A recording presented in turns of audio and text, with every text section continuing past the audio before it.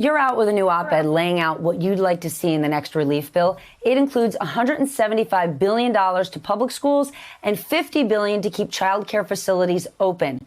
What is the number one thing that you will fight tooth and nail for? Child care. You know, child care in public schools. Understand this. Again, you want to get this economy started again, then you've got to be able, parents have got to know there is a safe place for their children to go. And that means we need to invest in child care and we need to invest in our public schools. And by the way, I should point out that Vice President Biden just today has come out with a strong plan to support child care across this nation. Understand, child care facilities for decades now have run on razor-thin margins. And because of the pandemic, many of them now are not only closed, they're saying they may never be able to reopen. If we don't support those child care centers and treat them like basic infrastructure in this economy, then that's going to mean millions of parents who simply cannot go back to work. We owe this to our children, and we owe this to the parents who want to be able to go back to work. So childcare and money for public schools. I want to talk about former Vice President Biden's plan that you just mentioned. This is sort of the third pillar in his Build Back Better agenda, where it's $775 billion, including 12 weeks of paid family and medical leave. And it aims to put 3 million Americans back to work in new care and education jobs. Now, at a top level, people say this is a huge price tag. We can't pay for it. But unless we create a foundation with this, can we thrive as a country? You know, I think you're going exactly to the right point, Stephanie. We can't afford not to do this. Now, Vice President Biden has put his pay-fors in his plan, but the key is what it means for our families and what it means for our economy. Think about it this way. We say that we'll invest in roads and bridges so people will be able to get to work and goods and services can move in our economy. That's basic infrastructure, water and electricity. But if you want millions of parents to be able to go to work, then they're going to need childcare. And that's what Joe Biden understands. He understands both that the economy works when we invest in families. His plan is both economically sound and meets people where they are at a human level. It's Joe Biden at his best, in my view. How much have you helped the former VP craft his economic agenda? Oh, look, I think that child care is something everybody as a Democrat should be running on. Frankly, Republicans should be picking it up. But let's be clear. These are Joe Biden's plans.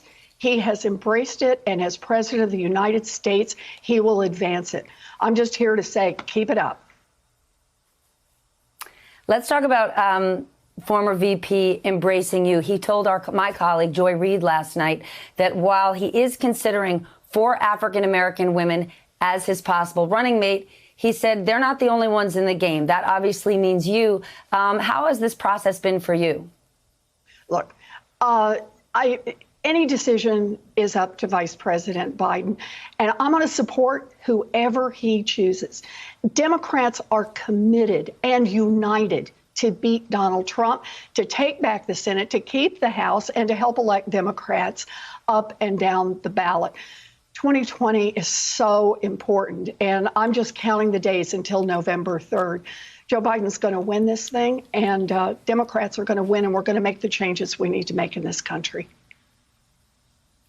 There is another role that you are 100% qualified for, and that could potentially be former Vice President Biden's Treasury Secretary. Former Senator Barney Frank recently told CNN that you wouldn't be the right pick for the Treasury Secretary because you've got such an adversarial relationship with Wall Street. What do you say to that? Oh, come on, Stephanie. Look, I'm focused right now on November. We're going to win in November, and we all should be focused on this. Donald Trump demonstrates every single day, not just that he's incompetent, it's also that he is dangerous. And people are dying because of this pandemic because Donald Trump has not been able to show the appropriate leadership. Our economy is in worse trouble than it otherwise would have been because Donald Trump is leading us in the wrong direction. So for me, that's where this is. Well, I mentioned Barney Frank. Today marks the 10th anniversary, if you can believe it, of the Dodd-Frank Act. There are still people today who believe Dodd-Frank is too broad and it should be rolled back. But where would we be economically in the midst of this devastating economic crisis if we didn't have Dodd-Frank? Oh, wow. If we didn't already have Dodd-Frank on the books, we would be in a whole lot less, in a whole lot more trouble. Here's how I think of this. You know, Dodd-Frank basically was two parts: the Consumer Financial Protection Bureau and then the regulations on the big banks. Consumer Financial Protection Bureau means that giant banks have less opportunity to boost their profits by cheating people. And right now, when people are under a lot of economic stress, when they're taking on a whole lot more debt, it is powerfully important that that agency is there at least to keep a level playing field. As far as regulating the banks, look, the Republicans have been out there trying to roll back those regulations. They now have people in the Trump administration who've been trying to roll back those regulations at the very time when those regulations, the ones that demand higher amounts of capital and less risk, that's what's helping protect our economy. So my view on this is Dodd-Frank is part of the reason we're not in worse trouble right now. One way to protect everyday Americans and our economy is oversight. So I want to talk to you about oversight of the $2 trillion that has already been approved through the CARES Act. And I want to talk about the Paycheck Protection Program.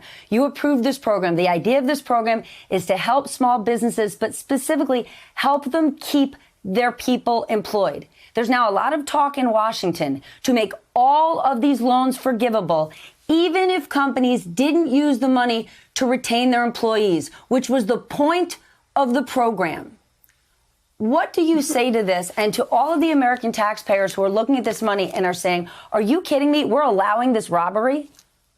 So, you know, I want to actually refocus this just a little bit, Stephanie, because the way I see this is I am really worried about transparency here.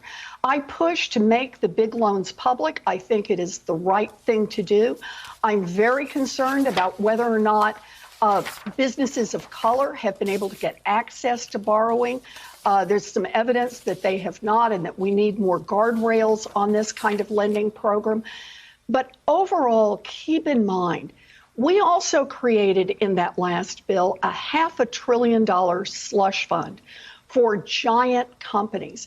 And so far, the Trump administration, after making all kinds of promises about how transparent they would be about lending out this money and the terms on which they've been lending it out, they have been stonewalling on this. Look, it's clear that Donald Trump doesn't want oversight. He's fired 4 inspectors general.